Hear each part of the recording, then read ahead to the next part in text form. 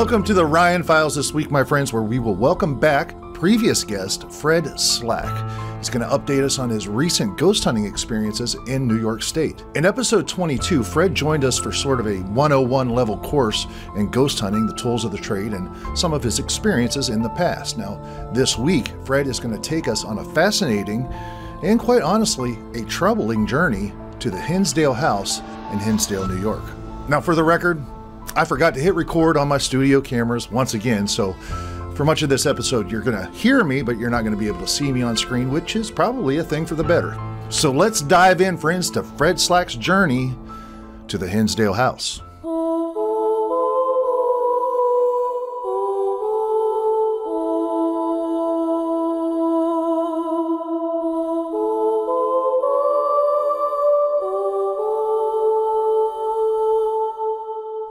Ladies and gentlemen, welcome to the Ryan Files. This week, we are bringing back the one and only Fred Slack. He was in episode 22. As you remember, we talked about ghosts. We talked about spirits. Are they real? As we mentioned in that episode, well, Fred was going to go on a little trip, and that's what happened this last weekend. So please welcome to the program once again, ladies and gentlemen, Mr. Fred Slack. Thank you so much for joining me.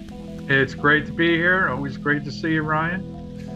Okay, so we're going to just dispense with all the fakery for a second, and I have to make an admission. Fred and I just spent about an hour recording this entire episode, and while we have his footage from Zoom and whatnot, we did not cover I had not turned on the cameras in the studio, so there was nothing of me for this introduction. So here we are redoing the introduction, and Fred, you are just a sweetheart of a human being. Thank you so much. I'm so sorry. We missed out on, we're going to be missing out on your pretty face and Finn's pretty tail. Isn't that amazing? Like the amount of footage that we could have got of Finn. At one point. Yeah, and we're going to be talking, you're going to be talking, okay, in this interview, and you are a rock. You're awesome, you're stoic, but you're looking through your screen, and you're looking at me, and Finn is literally up on my shoulder at one point. It was funny. And we're not going to ever see it, but I'm sure it will happen again. I'm sure. She just loves you. Well, God bless it. So let's dive in. Like, you took this trip last weekend. You talked about it in episode 22. You said you were a little bit concerned about this trip. You were not necessarily concerned about the first night, which was the Wildwood Sanitarium, but then you were about the Hinsdale House. But your first night, Saturday night, I believe it was at the Hinsdale House? Sunday night? Yeah, this past Sunday night. Yeah. Sunday night, Hinsdale House. That's in New York, correct? Yep. All right. Salamanca, New York. Yeah. All right. Okay. So let's start out with Wildwood Sanitarium. You sent me some photos. That might be some of the creepiest collection of dolls I've ever seen in my life. Just saying. I'm not sure what they have to do with a sanitarium, but well, that is one of the spirits that are in the house. That's his official room. You know, his name is Charlie, so that's his room. But it's a really crazy place. Kind of something that looks like something up a set of a haunted house. That place, the Wildwood Sanitarium. Yeah, absolutely. It was built back in 1900. And in 1906, it actually became New York State's first holistic and osteopathic center, building. The only one in the state. They had salt baths, mineral salt baths that they would give to the patients downstairs in the basement. Tell you that basement was creepy as anything. I saw like what looked like the tubs. So Yep. These salt baths were just asking, was there any electrical current included with those salt baths? Because obviously salt water and electrical current. They actually did. They had electric baths. Yeah, they did. Yeah. Okay. Yeah, they did. These were patients that were described as mentally ill, I'm assuming, or They were mentally ill. They also had drug dependencies, alcohol, things like that. They took care of. this is early 1900s. Early 1900s, yeah. 1906 actually is when they first opened for that, and it was the only clinic in the state of New York at that point for that. So it was cutting edge, really, back then. Okay, how many patients could they hold at a time? Well, I don't know. I mean, the place had about 12 rooms, so I don't know, not a lot, I guess, but it was a big old creepy mansion. It kind of looked like Herman Munster's house from the outside a little bit. Kind of reminded me of. When you sent me the photos, I was just kind of like, okay, this place has obviously got to be haunted. I mean, it looks like it's haunted from the outside. Sorry, I don't know what that means per se. It's got the vibe, right? It's got the vibe. Yeah, it absolutely has the visual vibe. And then the doll room was, I didn't even enjoy looking at those photos. Well, it's got beyond that. After that, during the, during when they had tuberculosis set in, the state of New York made them actually turn into in 1923, they turned into a tuberculosis clinic. Right. So to handle, the overflow of where it was happening all over the place. So there was a lot of deaths there. It's been a nursing home. It was a private home after the nursing home. The private home didn't last too long, obviously. Right. And then it stood empty for years and years and years until this couple bought the place and brought it back to life. And they use it as kind of like a touring history type of thing of the area. And they also rent it out for, paranormal groups to spend the night. You can, investigate and spend the night there. You can actually sleep there overnight in those beds? Oh yeah. I slept there. Yeah, it was awesome. Fred, what's wrong with you? What's wrong with you? God bless you. It was awesome. Okay, so you mentioned Charlie in the doll room. Mm-hmm. That's his room. Is there other entities or whatever there? So we were warned first thing when we came in about this old grumpy guy up on the third floor, right? So that's my type of spirit. I got to go for the grumpy guy, right? So I actually did a walkthrough with my camera. I have it on my Facebook page, and I walked around with my phone filming along with my recorder going at the same time.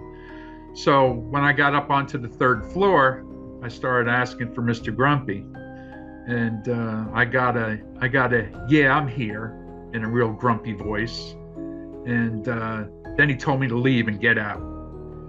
So I left. I went back downstairs. We had another run-in with him during the night. We were on the second floor. Did you see the picture of the seance room with the crystal ball in the middle of the table there? Yeah. So we were sitting in there, and we had the spirit box running, and we had the tripwire and everything set up. And all of a sudden, we were kind of quiet. The spirit box was kind of quiet, wasn't talking much. All of a sudden, the door to the room slammed shut so loud, it startled us. I mean, it actually sounded like it was going to break the door jamb. It went so hard. So I immediately said, "Who did that?" I started chastising whoever did that. I said, that was very rude. You shouldn't have done that. So right then over the spirit box was a nice big F you. And it was in that old guy's voice. Yeah. That's interesting too, because the spirit box is only picking up allegedly signals of radio broadcast, right? Right. What it does, it scans real fast. Right. The AM. You can go forwards or backwards, but if you pick up, when you're picking up, if you pick up, you might pick up little words here and there, or actually hear a musical note, right? Because you're going really fast through these channels. But it's when you start picking up intelligent answers and multiple words that it's not coming over a radio channel, because you're skipping over so too fast for it to be a full sentence. Right. So this wasn't like just some FCC violation of someone in New York dropping the F-bomb. This was somehow the ability to communicate via radio frequencies through this spirit box. I'll tell you, Ryan, they work great.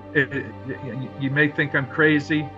Sometimes one time you gotta come with me. You really do. You gotta go somewhere with me, and you gotta literally listen how these things work. It's amazing. There's a guy. His name is Jeff Fenton, and he makes these things for the TV shows. He's out of Columbus, Ohio, you said, right? Yep. Like Ghost Adventures and Ghost Hunters, and every paranormal show's got one. I just happened to be able to hook up with him, and he made me one, from an acquaintance. So, I felt really fortunate to be able to get that made, because he doesn't make them, that often. Right. So, I'd be interested in just understanding the technology in an effort to understand what could possibly be happening and how something is communicating through it. I could hook you up with them, and you could, talk to them. All right. Yeah, sure. Any other amazing revelations or stories other than slam doors and get out of here from? Not from Wildwood was, pretty mellow, and So that's mellow. That's mellow. Yeah. And I got to sleep. I went to sleep upstairs in the grumpy man's room on the 3rd floor that night. So, anything weird happened throughout the night? Nope. Slept like a baby. God bless. Slept like a baby. Yep. No, you just have to get it out of your head that, he might be sitting there, standing in front of you, and you wouldn't even know it. But no, nothing. Not a thing. All right. So, Fred, the big one, the one that you were kind of like, you were a little nervous about it. Out of the gate, you talked about the Hinsdale House. That's in Hinsdale, New York. This one is known, you said, as being a little bit maybe more aggressive or a little bit scarier than most. A little darker. Darker. All right. Yeah. So you were there on last Monday night. Yep, just past Monday night. So, and correct me if I'm wrong, you spent the whole night there? In both places, yeah. Yep, slept there in both places. Yeah. Well, let's dive in. Tell me about this experience. We actually got in there early. We got in there probably around 12:30, 1 o'clock. All right. So you get there, it's about 30 miles away or so, 30 minutes away from... Yeah, about that. Yep, okay. About that. And this is both in New York State. Yep. Okay. Yeah, this is called the Haunted Hinsdale House, and it's in Hinsdale, New York. And I'll tell you, this place is out in... I didn't have phone service. So far out in the woods, it was down like a 4-mile single dirt road, and this place was at the end of the dirt road. No other homes around, just out in the middle of nowhere. And it was an old house that was built back in the mid 1800s. Okay. Old farmhouse, and it was farmed, and it's got a pond and lots of land. Okay. But as soon as I walked into that place, you could just feel the sludge, like dirty, like heavy, feeling in there. That it just wasn't a good place. But nothing was happening. right? So this is during the daylight hours, This was right? during the daylight hours. This was during the daylight hours. Nothing was happening. So we ate dinner in the kitchen in there about maybe 5 o'clock, and all of a sudden we heard kids giggling and laughing, like plain as day, like they were in the next room playing. And obviously we're out in the middle of nowhere. There's no neighbors, no nothing. So we just, wow, did you hear that? That's kind of crazy, right? So we just remembered it to try to use that as a trigger object later, to bring up if there were any kids there. But I'll tell you, as soon as it got dark, it just changed. It was like flipping a light switch, right. From normal to crazy overload. It really was. Well, before you get into that, let me ask you a couple questions. Is there a specific history or a known history of anything that happened untoward in the house during its time where it was actually being occupied and lived in? Back in the 50s, there was a farming family, McMahon family in the 50s. They were farmers, all right, and they reported that they never had any paranormal problems at all there. Okay, and then in the 1970, this family called their last name was Dandy family moved in. It was a husband and wife with 4 kids. And over the next 4 years, they had all kinds of crazy things going there, multiple apparitions and things moving and, disembodied voices and whatever. They couldn't explain why, because, there was never any problem until they moved in. Hi, Finn. So they, St. Bonaventure is very close to there. In fact, I passed driving there, and big Catholic college. So they had a priest come out twice to try, he did a exorcism rite of the house to try to clear the house, and it didn't work. So after 4 years, they moved out. Okay. And then it just sat vacant and went to, almost to shambles. It was ready to be demolished. Had black mold, bumblebees, insects, according to the guy that owns it now. And he's been restoring it it's restored now, but it still needs some more work. But he's been restoring it for the last 15, 20 years. Okay.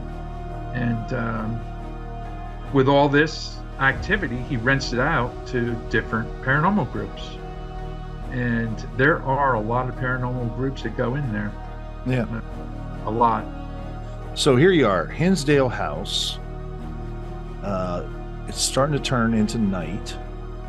You'd already heard some giggling of children's voices in another room during about the 5 o'clock hour. Take me through what happened. Well, the first thing we decided to do isolation sessions. So with that, we put one person in the house in a room with camera on them and audio. And you each have the people outside, they have a walkie-talkie, and you have one too, as far as hey, I need some help here, or hey, get in here, or whatever, right? So I started my session alone upstairs in one of the bedrooms, and maybe 30 seconds in, brand new battery on the camera got drained. Lost audio. Lost video. Okay, they could still hear me, but they couldn't see me anymore. So I had my spirit box up there, asking questions, getting some responses on things. And the strangest thing happened to me. I started to become like, I just was gotten into a trance-like state. I couldn't think. I couldn't talk. I didn't know. I just was like a zombie. I felt like I've never felt anything like that before. It was kind of scary because I wanted to talk and call them, but I couldn't say anything. I couldn't. I couldn't do anything. I was just like staring at the wall, thinking to myself, what the hell's wrong with me, right? And I hear them calling after about 2 minutes. They didn't hear me anymore. So they're calling me on the walkie-talkie. And I couldn't answer them. I couldn't answer them. And then they came back in, and when they came up, and got in my face there, I kind of like snapped out of it, but I was like groggy. I don't know. I actually think they jumped me. Something jumped me, got in my head. That's never happened to me before. I've heard of that stuff going on. Mm-hmm. Every once in a while you hear about that from different paranormal groups, different heavy locations. It didn't affect them like that, but I have more of an empathic mind, and I think they took advantage of that. I think they got into my head. From that night, from that moment on, they were picking on me. They were telling me to, over the spirit box, Fred, get out, leave tonight. Fred, get out, leave. I started, and we had that session, and we had another spirit box set up, and Michelle, the other girl there, the woman, his wife, started doing a session.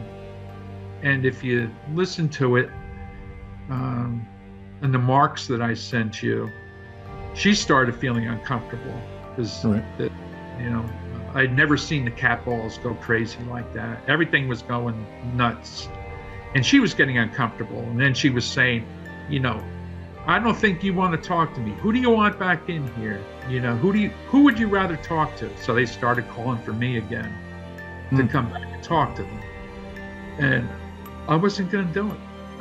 I had enough, right? So her husband went in, and her husband pushes a little too much, gets a little crazy with them, a little almost provoking a little bit. And, so I just had him shut it down, because like it was just affecting me too much. I was literally out on the porch shaking from the whole thing. I was thinking actually at 2 a.m. of leaving. Wow. Out of there, and that's not me. Right. I was considering leaving, but here I am out in the mountains, and where am I going to go? Right. And I was very tired. I was exhausted, not only from the night before, but the night so far and all that happened to me up to that point. So it was just really crazy. I think they took advantage of me. They knew that they rocked my socks a little bit there, and they were just bullying me, to be honest with you. Bullying you. Bullying me, literally bullying. Yeah, that's what I believe. In the beginning, I thought they were really intentionally wishing me harm, and I think they were just bullying me. They knew I was uncomfortable, and they were just pushing it. So they wanted to, the other guys, they wanted to go up on the hill on the property. They have an Indian Seneca gift tree that it's like a memorial thing and honoring the Indian tribes, the Seneca tribes that, was there in the past. They have dream catchers and feathers and Indian prayers and all that stuff. And it's supposed to be like a spiritual place for them. And apparently they get a lot of activity up there. But I was so wiped out, I didn't want to go. I would rather sit in that place alone, right, instead of go up there, because I was just so drained. So you'd rather stay in the Hinsdale house by yourself? I was just wiped, Ryan. It was like about probably a good, half a mile hike up a hill, up a mountain. I'd be staying at least in a car or someplace else. So I sat in the kitchen and I was on my phone, just kind of keeping an eye out, looking around, right? Lights on? Oh yeah. Yeah, I had all the lights on. At that point, I had all the lights on. Right. So they went up there and they brought the spirit box. They brought the trip wire, the wire with all the different colored lights on. It's like an EMF meter, right, as far as picking up electromagnetic energy. Right. And so they set it up, and I get a call from Dan on the mic, on the walkie-talkie, and he goes, "Hey, where are you sitting at? Where are you at in the house?" I said, "I'm sitting here in the kitchen." When they left, I was in the living room packing up some stuff. I said, "I'm in the kitchen. Why?" "Well, you're not going to believe this. They're up here calling for you on the spirit box." I said, "Well, isn't that fantastic? Now they're calling me up there too, right? After everything else that's been going on for me." So what happened was they turned the spirit box on, they started talking, and right away, "Where's Fred at?" And Dan said, "Fred's down in the house." And then a male spirit said, "He's in the kitchen." So Dan got on the walkie-talkie and said, "Where are you at?" I said, "I'm in the kitchen." He goes, That's what the guy that the spirit just said, you were in the kitchen." I said, "Isn't that wonderful?" Right? So another 10 minutes goes by, and I noticed there was a light in the living room, only one lamp in the living room, and I noticed it like dim. I didn't know if it was, I honestly thought something walked in front of the lamp and dimmed it out quickly. I thought it was like a shadow person, right? The light dimmed. That's all I saw. So I'm trying to reason it out. What happens, right? So then I just kind of blew it off. Just a couple minutes later, he's on the walkie with me again. He goes, "Hey, did you notice any lights dim or turn off?" And I said, "Why?" He goes, "Because I just told that male spirit to go down there and try to turn off a light or dim one of the lights in the house so that you would see it." Isn't that crazy? Just crazy. That's unbelievable, man. Yeah, just really, really crazy.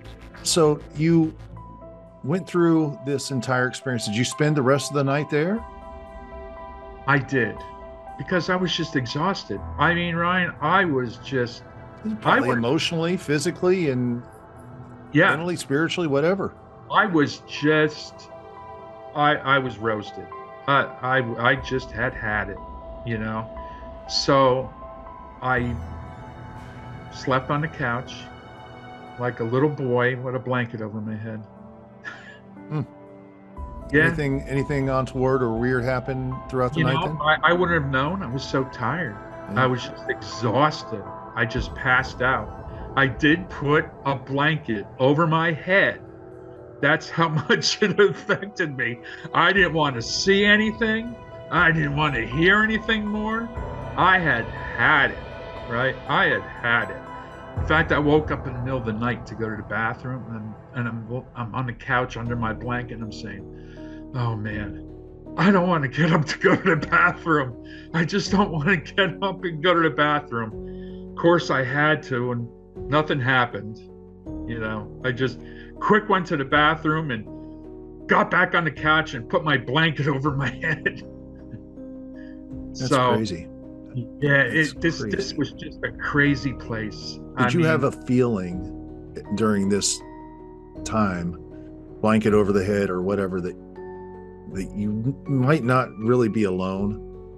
When I woke up to go to the bathroom, okay, I was too tired. Right. I mean, I must have fell asleep as soon as I shut my eyes, right? Okay. But when I woke up to go to the bathroom, it felt like I had people around me and watching me. Right. Exactly. There were people. I felt like there were people around me. So, you know, I just quickly went to the bathroom and got back under my cover and went back to sleep pretty quickly. So. Okay, so the sun rises and nothing happened after that. Interesting. Nope, nothing happened. I'll tell you, as soon as it got dark, it was like flicking a light switch. It was crazy. I think the thing that really startled me and got me a little, you know, worried was, you know, being shoved in that like trance-like state, not being able to talk or move, and I don't know. It was really strange. I never had anything like that happen. See, all these years doing this, and I've never had anything like that happen. So you just never know, right? You're going out. That's what they call being jumped. Right. That's what they call being jumped. Yeah. Mediums and psychics get jumped, you know, very often, but I think they just took. I think they just took advantage of my, you know, because I am open as far as empathy. You know, I am not psychic. I am not a medium. I can't communicate with them, but I feel them. You know, right. I can feel when they're around. I can, you know, so, you know, they detect that. They, you know, they see that. So I think they just took advantage of me, like I said, and bullied me, and you know, maybe thought it was funny. I don't know. I didn't think it was funny. Well, yeah. And now you've been home for you know, about a week or 5 days or whatever. Any weird things since you got home? Any hitchhikers? You know, it took me a couple days to get my head on straight from there. You know, I kept thinking about the place, and you know, the night after, I was dreaming about the Hinsdale House, and you know, I was kind of had a head, you know, my head was in a cloud. You know, I wasn't 100%, but by late Wednesday afternoon, I was doing much better. So yeah, it knocked me. Okay, let me ask you a simple question. Had your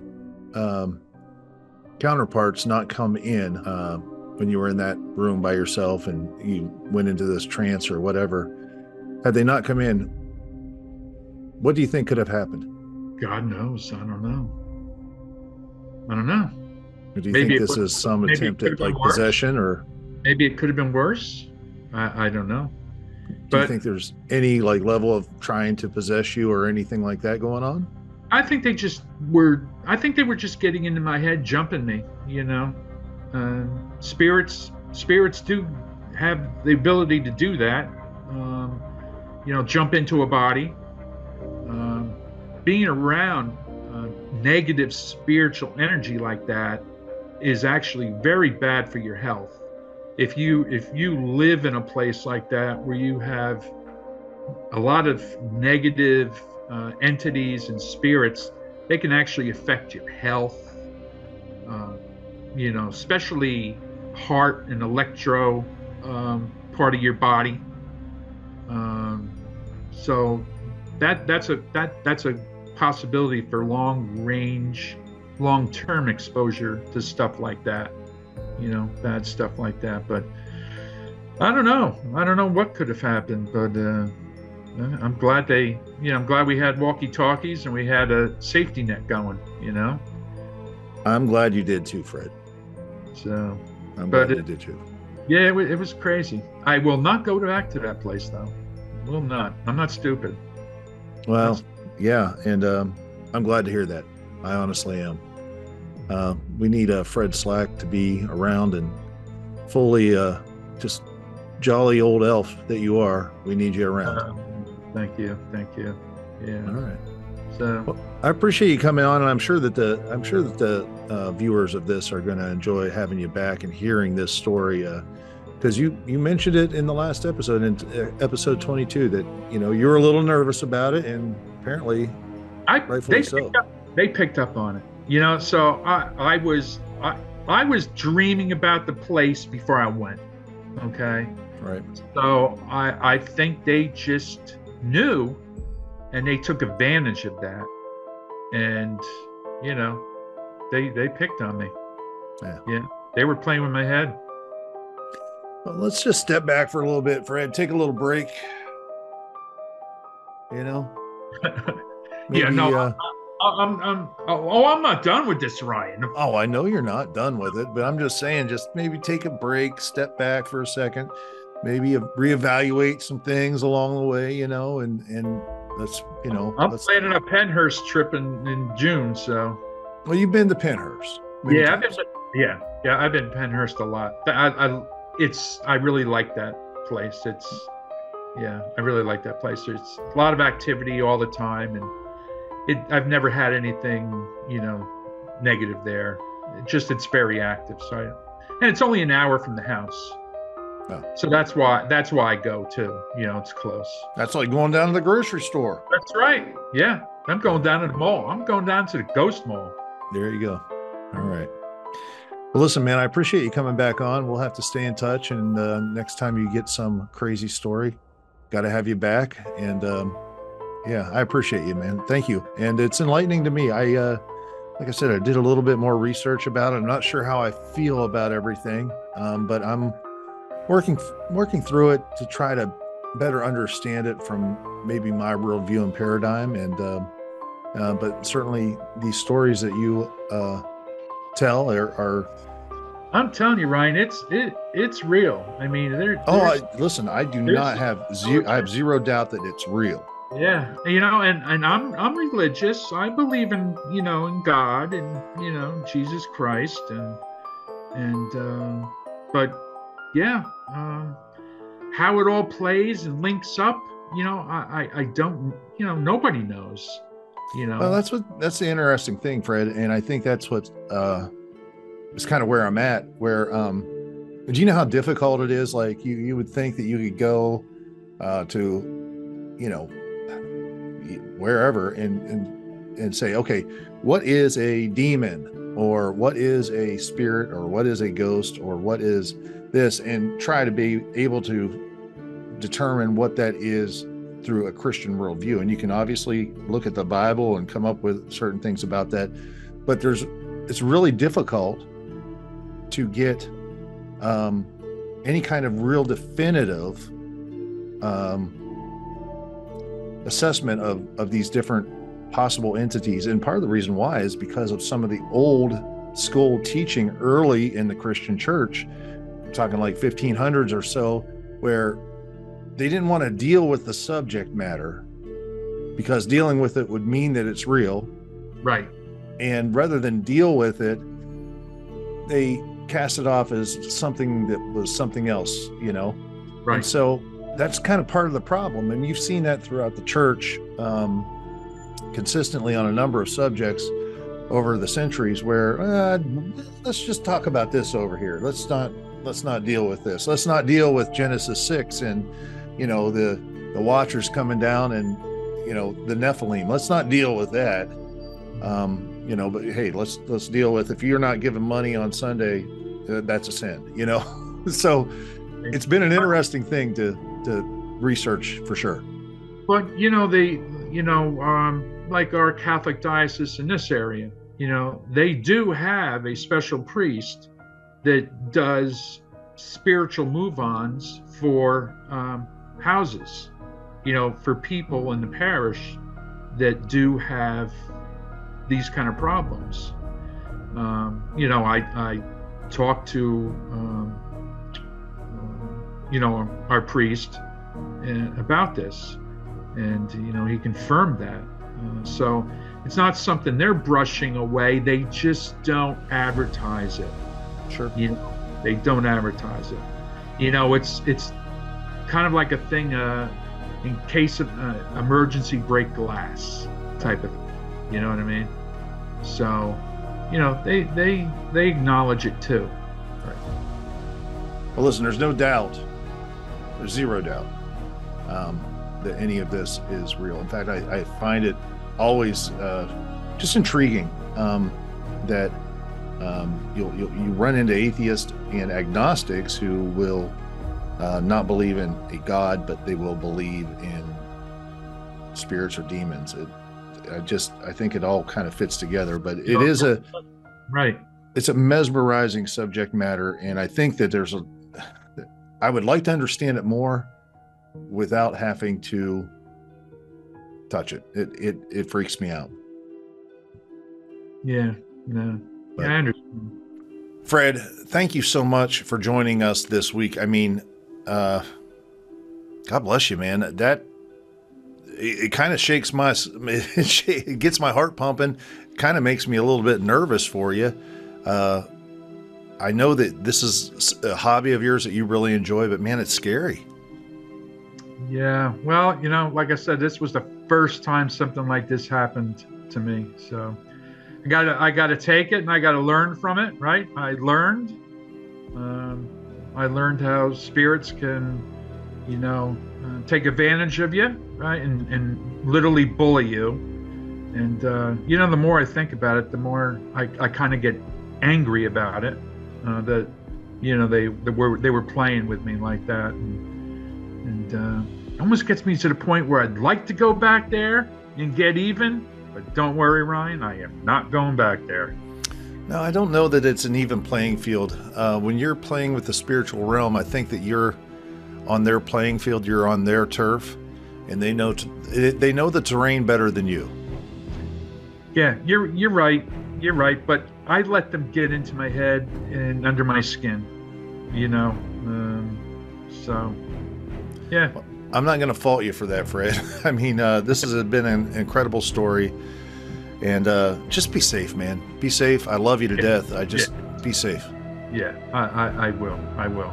Love you too, man. You're the best. Well, I appreciate you. We're going to have you back at some point. I guarantee it, because I just enjoy talking to you. I enjoy living vicariously through you, because I don't know that I'm going to ever be able to do the things that you are doing.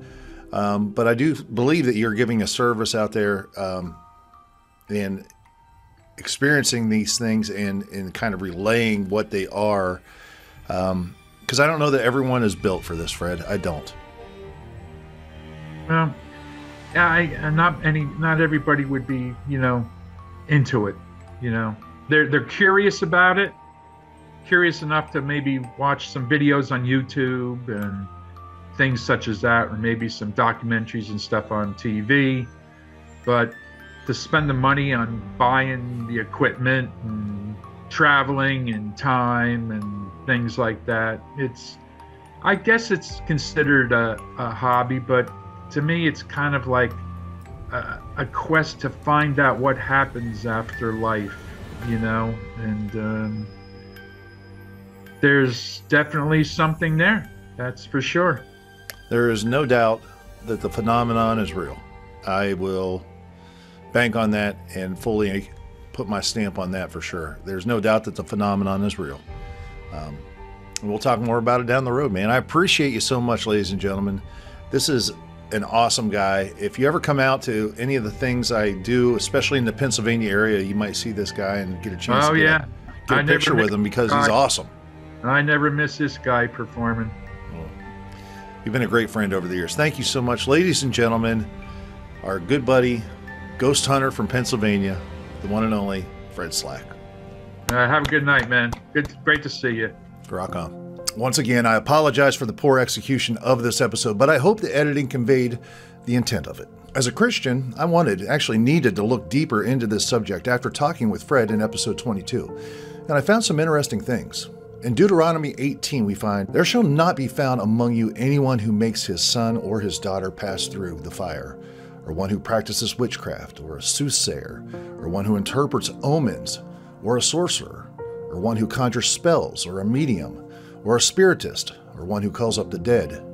For all who do these things are an abomination to the Lord." Furthermore, in Leviticus 19, we find, "Do not turn to mediums or necromancers. Do not seek them out, and so make yourselves unclean by them. I am the Lord your God." Spiritual forces are real, be it demons, disembodied spirits of the Nephilim, whatever it is, they are real, and a real force to be considered. They're not your friends. They're smarter than you, and far more clever. Now, their goal is to destroy you at best, and at a minimum, keep you from fulfilling your human destiny, which is eternal life in heaven. Now, because of their choices, these entities will not be able to experience that, but they're more than happy to take you with them. I love Fred Slack. He's a kind, gentle, curious human being, and he's a friend.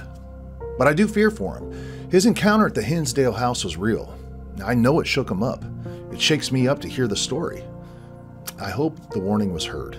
And as I know he is a man who believes in Jesus Christ, I also hope he will consider some of these things moving forward.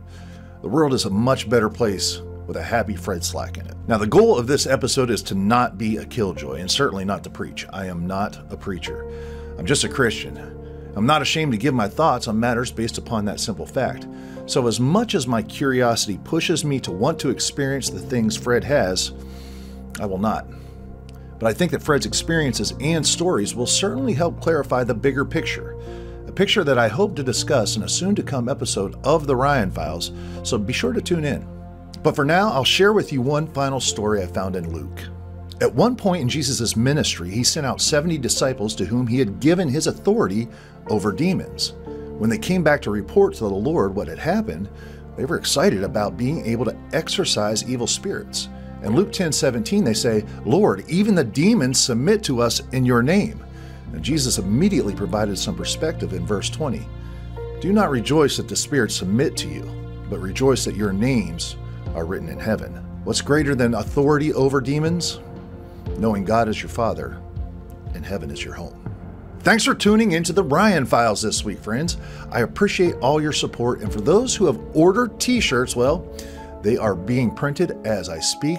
I have the packaging and labels ready to go, so as soon as I get them, they're coming your way. And as always, subscribe to this channel and hop over to theryanfiles.com, folks. Your support is greatly appreciated. For Agents of the Ryan Files, I hope to have that video about my trip to Chile uploaded this week, so stay tuned for that special agent-only content. Now, depending on production time, I'm excited about an upcoming episode, which I just mentioned a little bit before, where I'm going to be bringing back Sean Barker and first-time guest to the show, Justin Sassanella, as we connect the dots between so many of the previous episodes on this podcast. Is there a common denominator between AI, UFOs and UAPs, aliens, the Watchers, ghosts, spirits, CERN? Tune in to find out. You folks are awesome. Be kind to each other and stay curious out there. And I will see you next week right here on The Ryan Files. The Ryan Files.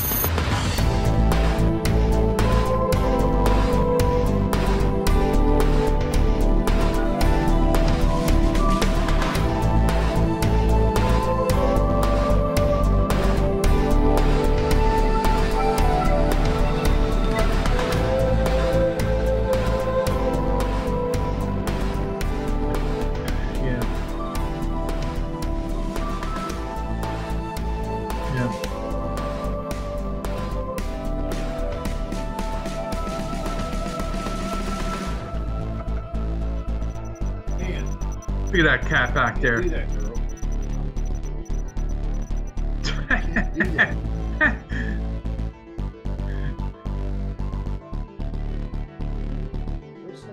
The cat's climbing up the curtain of the Ryan files with its claws.